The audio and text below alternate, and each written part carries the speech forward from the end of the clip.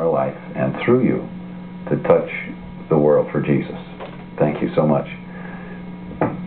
Tell us about your book. Tell us about your life.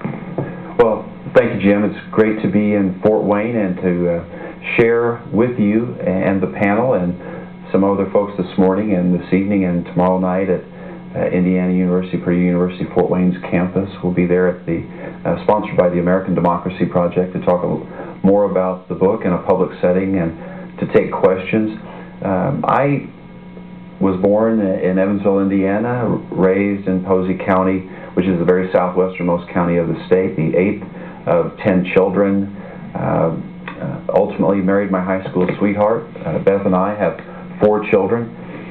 Around 1992, when Beth and I had 3 children, we have since been blessed with a 4th, the political landscape in America changed in such a way, or I began to notice the changes that were taking place in such a way that I decided to become involved in politics. As Jim mentioned, I had never run for public office before 1994, but shortly after the election in 1992, I decided to become involved and got involved in the Republican primary in the 8th District of Indiana.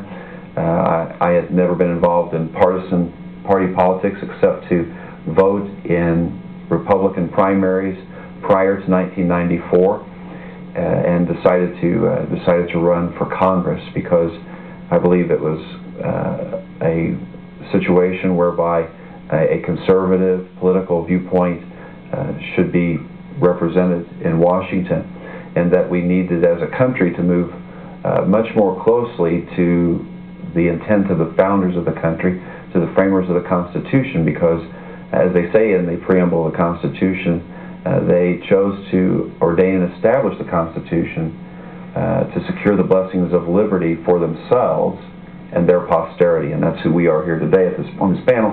We are the posterity of our political ancestry who handed down this genius of a political philosophy through the Constitution, and they wrote about it in what we know today as the Federalist Papers, James Madison's notes and minutes on the Constitutional Convention.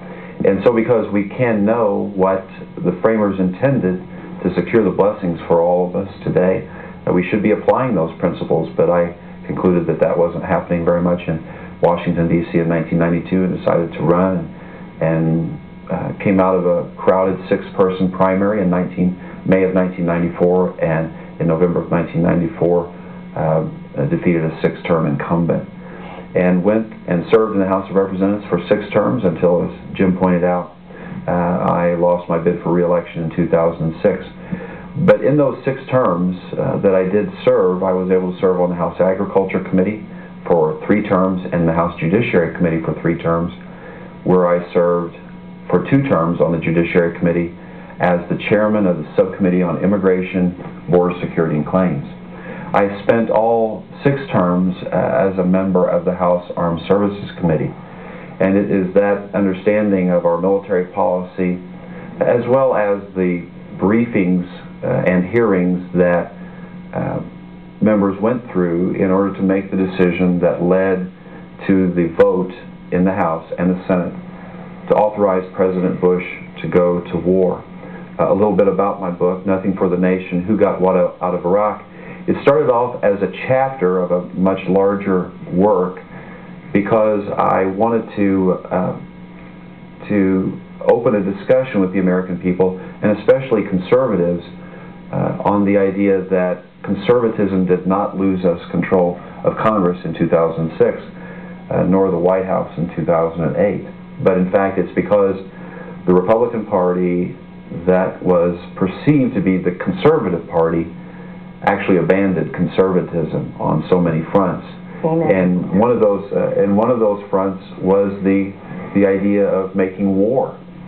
Nothing for the Nation. The title comes from a quote from John Jay, who was one of the Federalist paper writers, and in Federalist number 4, Jay said, monarchs will often make war when their nations are to get nothing by it, but for purposes or objects merely personal, such as revenge for personal affronts, or to aggrandize or support the ideals of partisans.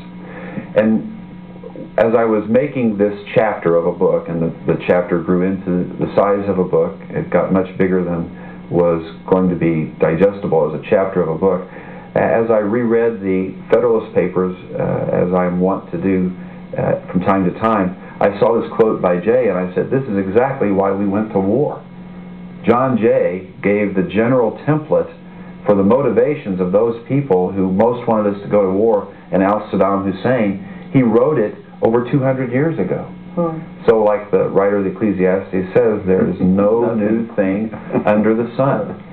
And so Nothing for the Nation is my attempt to let folks know, first of all, the issue that brought us to the vote in October, the culmination of issues that brought us to the vote in October to authorize the President to invade Iraq, which took place in March of 2003.